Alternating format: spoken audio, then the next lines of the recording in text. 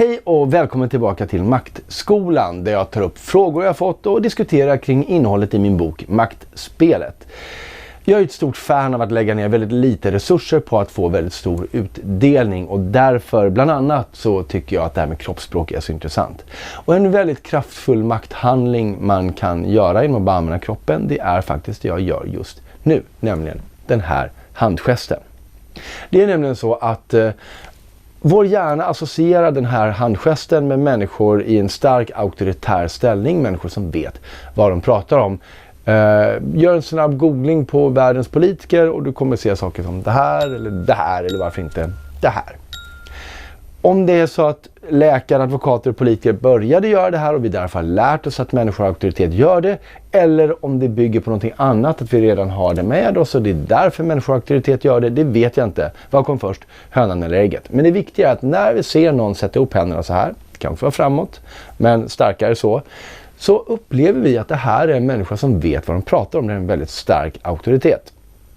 Det är till och med så att vi blir lite sämre på att argumentera emot någon som sitter så här än när de inte gör det. Just för att vi övertygar oss själva om att den här personen vet vad de pratar om. Det finns varianter på det här. Det finns den öppna handen som ser ut så, här ett exempel, här ett annat.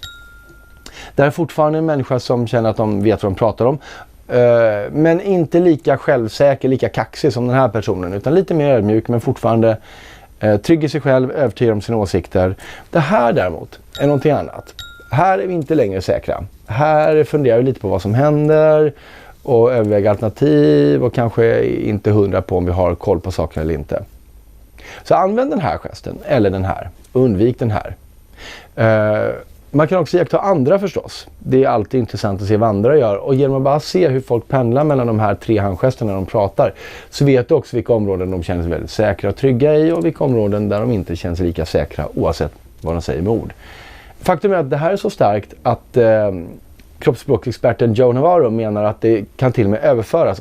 Om du redan anses vara trovärdig i en auktoritär ställning och gör så här när någon annan pratar, då kommer det den personen säger upplevas som mer trovärdigt bara i kraft av att du ger dig den styrkan. Så var försiktig och iaktta andra och framförallt använd själv.